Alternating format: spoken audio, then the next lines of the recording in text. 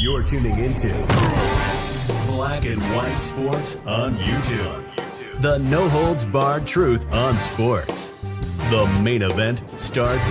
All right, Black and White Sports supporters. Well, earlier today, this morning, in fact, I dropped a video about Unrivaled ratings being straight trash. I mean, complete dog shiznit, right? And they are. They've fallen off a cliff. Now, something I did not mention, the ratings have went down versus last year, despite there being a new television rating system that has, as we've seen, artificially inflated numbers versus previous years, and the numbers are still way down. You got Breonna Stewart coming out having to talk about the ratings and the fact that, it's pretty clear they think the television ratings is how this league is going to survive. Who could have seen that 3-on-3 basketball was not a good idea? Anyway, now we're finding out through a front office sports article. I'm actually shocked, to be honest, that this was written as pro player as that media outlet tends to be, and Annie Constable. But it is a scathing peel back the curtain report where we have found out they can't sell tickets. The very league that is owned by two representatives on the Players Union for the WNBA Players Association, the two VPs, their league is officially spiraling the toilet. Once again, make sure you hit subscribe. Make sure you check to see if you are subscribed. Thank you guys for watching. Check out blackwhitenetwork.com. Become a member for exclusive content. Wow. I read this. The ratings, by the way, are even worse than we thought. Even worse than I brought up earlier. This is just all around a total failure at this point. I said I thought there was a slim chance that this league was around. Would it make a season 3? I don't know how it can now. I really don't.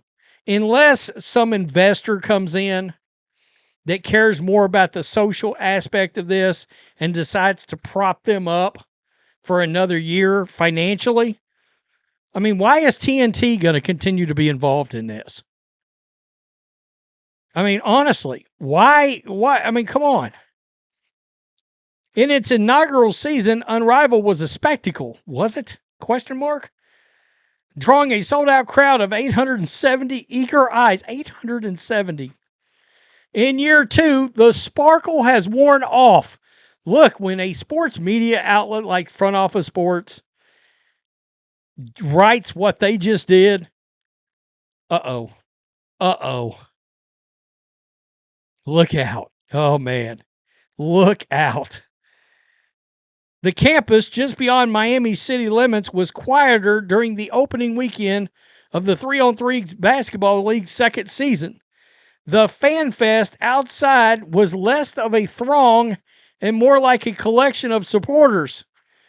Inside the renovated arena, which added roughly 150 seats, bringing capacity from 850 to 1,000 fans, seats were empty. I told you guys. That first day, I flipped it over, and you can see the new seats. There were absolutely empty seats. There were absolutely seats that did not have people in them at all. And this is, look, outside of what? 6, 7, Caitlin Clark, Asia Wilson, Angel Reese, Sophie Cunningham, Sabrina Ionescu, and some role players. Outside of 5 players in women's basketball, they can't put 1,000 people in seats. Boy, look, if you are a WNBA player that watches this channel, and by the way, I know you guys do, I would get on the horn to Nike Agumake, and I would say, we're signing the CBA.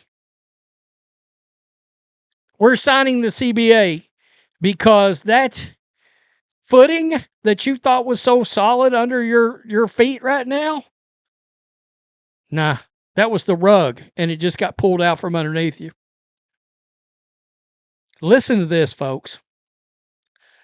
And most concerningly for second-year league, ratings on TNT were lackluster. Unrivaled's opening slate on January 5th averaged 175,000 viewers in 2 games that aired on both TNT and True TV. Listen to this. The 2 True TV exclusive games on January 5th averaged 32,000 viewers. I've got videos this week with more views than that.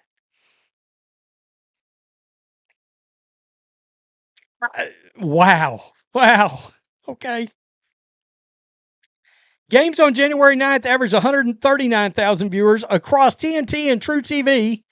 The 4 games, which aired January 10th, 11th, averaged 71,000 viewers on True TV. They also had games air on HBO Max.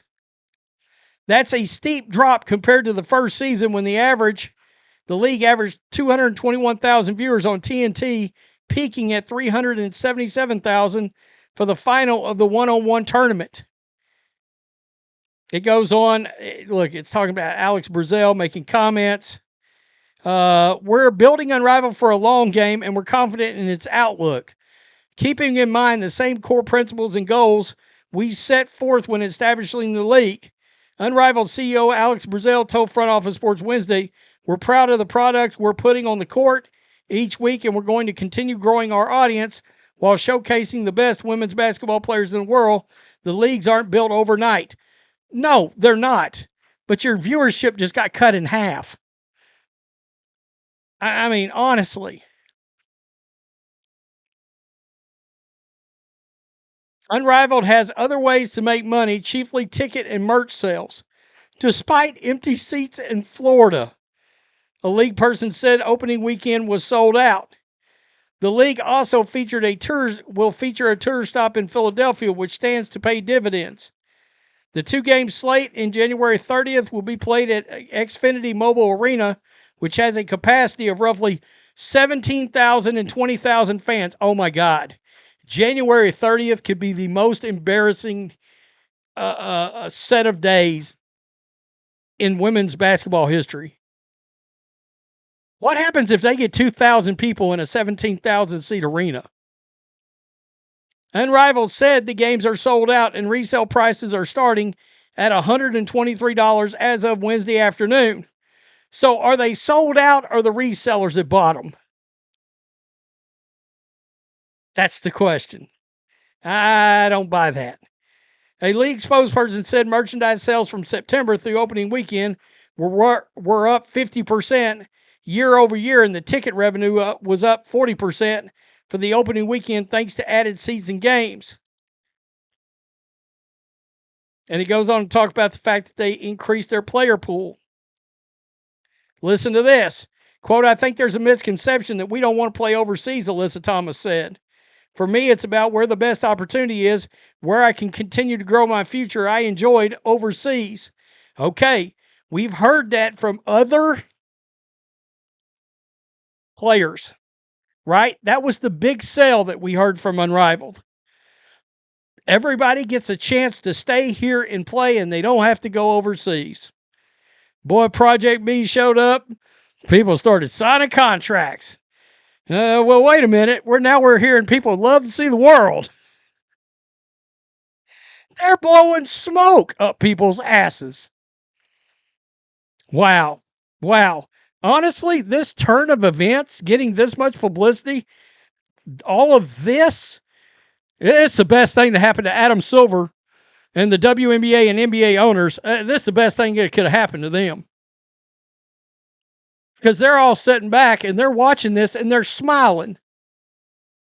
They're smiling. These players, hey, WNBA players, pretend that you went on strike. Now, pretend there's a imaginary picket line. You better pretend your ass walking right across that son of a bitch and signing that CBA contract. You better go get your money while it's still there.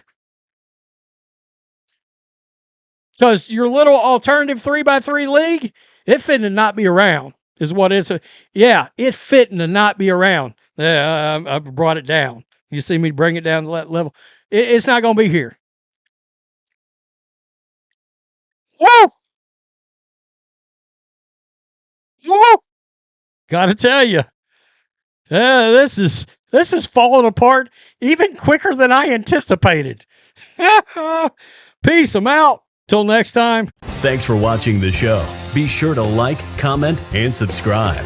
Be sure to tune in next time on Black and White Sports.